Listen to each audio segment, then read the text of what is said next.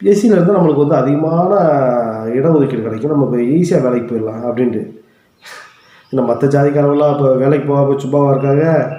Government வேலையில் பார்த்தீங்கன்னா அப்படின்னா எஸ்சியில் உள்ள இப்போ எஸ்சி பட்டியல் உள்ளவங்க தானே கவர்மெண்ட் வேலையில் இருக்குன்னு. அப்படி இல்லையே, எல்லா ஜாதிக்காரங்களும் இருக்காங்க. இன்றைக்கி எல்லா ஜாதிக்காரங்களும் அவன் முடிவு எடுக்கிற இடத்துல ஒரு அதிகார திமிரோடு நிற்கிறான்.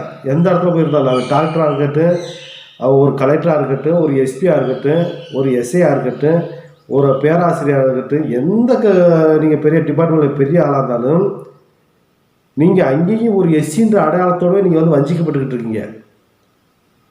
ஆனால் மற்ற பட்டியலிருந்து போகிறவங்களும் அவங்க அந்த திமிரோட அந்த கெத்தோட தன்னுடைய மைண்டு எல்லாத்தையும் அப்படி ஃப்ரீடமாக விட்டு அவங்க இயங்கிட்டு இருக்கான், ஃப்ரீடமாக சிந்திக்கிறான், சுதந்திரமாக வாழ்ந்துட்டு இருக்கான் அந்தந்த டிபார்ட்மெண்ட்டில். ஆனால் நீங்கள் அப்படி இல்லை. கேட்டால் எஸ்சி கோட்டான்றீங்க. அதெல்லாம் ஏமாத்து வேலை. இந்த தலித்தவாதிகள், திராவிடவாதிகள் இவங்கெல்லாம் சேர்ந்து கட்டமைச்சு வச்சு ஏமாத்து வேலை, பித்தலாட்டம். இதெல்லாம் நம்பக்கூடாது. இன்றைக்கி நம்ம எஸ்சியில் இருந்தால் நம்மளுக்கு அரசாங்க வேலை கிடைக்கும்னு நினைக்கிறது சொல்கிறீங்க. Right, okay. ஒரு குடும்பத்தில் 4-5 பேர் இருக்கான், அண்ணன் தம்பிய அக்கா தங்கச்சி இருக்காங்க. 4-5 பேருக்குமே வேலை அடைச்சிருமா? எல்லோரும் படிக்கிறாங்க, எல்லாருக்குமே வேலை கிடைக்காத. ஒருத்தர் 2 பேர் கிடைக்கும், வேலை கிடைக்கும். அது அவனுடைய நேரம் போக முடியுது. இப்போ வேலை கிடைக்காதவங்க என்ன பண்ணணும்? என்ன பண்ணுறது?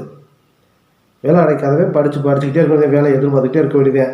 எதிர்பார்த்துக்கிட்டே வேலை கிடைச்சிரும். இவனுக்கு வயசு ஏறிக்கிட்டே இருக்கும். 35-36 வயசு ஆகும்.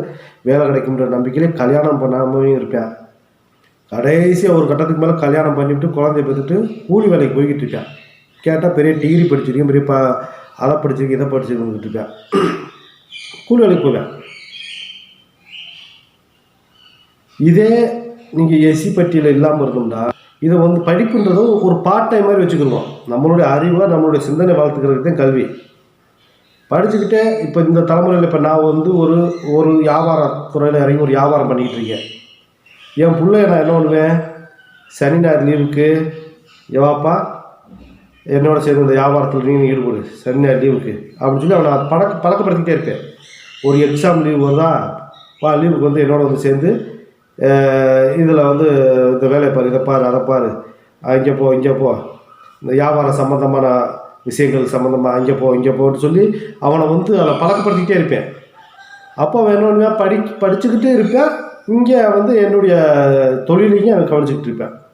ஒரு வியாபாரத்தை ஏதோ ஒன்று, ஒரு சூப்பர் மார்க்கெட்டோ, ஒரு பலசரக்கு கடையோ, ஒரு நகை கடையோ, ஏதோ ஒன்று, ஒரு கமிஷன் கடையோ, ஏதோ ஒரு பிஸ்னஸ் நான் பண்ணிக்கிட்டு இருப்பேன். அதை என் பிள்ளை வந்து சனி ஞாயிறு லீவுக்கு, எக்ஸாம் லீவுக்கு வந்து கவனிச்சுக்கிட்டே இருப்பேன். அப்புறம் லீவுக்கு ஸ்கூலுக்கு போவேன், அப்புறம் வருவேன். இப்படி போயிட்டே இருக்கும்போது அவனுக்கு வந்து அரசாங்க வேலை மட்டும்தான் என்னுடைய யுக்தின்னு நினச்சி வாழவே மாட்டேன்.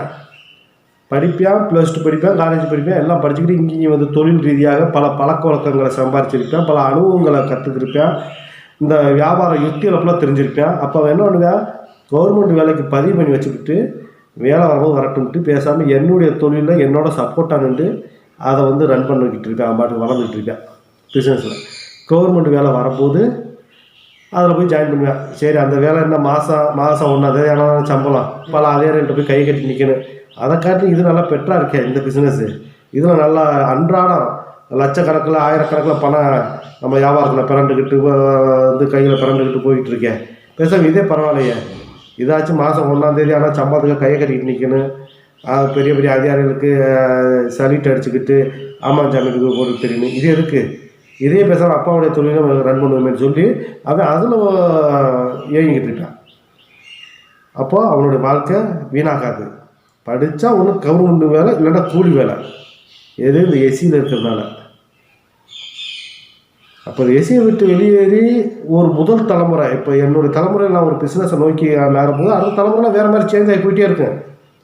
இப்போ இதெல்லாம் மிகப்பெரிய ஒரு மாற்றத்தை கொடுக்கும், மிகப்பெரிய வளர்ச்சியை கொடுக்கும் சமுதாயத்தில். அப்போ நீங்கள் இப்படிலாம் ஆயிடக்கூடாது. இப்படி ஆகக்கூடாதுன்றதுக்காக இந்த தலித்தவாதிகள், திராவிடவாதிகள் எல்லாருமே இங்கே பல பேர் இங்கே அறத்துக்கு எதிராகவும் அக்கிரமத்தோடும் ரொம்ப ஒரு கேவலமான ஒரு மனநிலை வாழக்கூடியவங்களாம் சேர்ந்து இந்த தெய்வங்களுடைய பட்டியல் வெளியேற்றத்தை எதிர்க்கிறாங்க. அவங்க எதிர்க்கிறவங்க இல்லாமல் நம்ம சமுதாயத்துக்குள்ளேயே வந்து சில குட்டைகளை கிளப்பி விட்றாங்க, சில என்ஜிஓக்களை வளர்த்து விட்றாங்க, சில தலித்தவாதிகள் திராவிட கைக்கூலியை வளர்த்து விட்டு அவங்க நமக்கு எதிராக பேச வைக்கிறாங்க. இந்த சமுதாயம் விடுதலை பெறக்கூடாது அப்படின்ட்டு.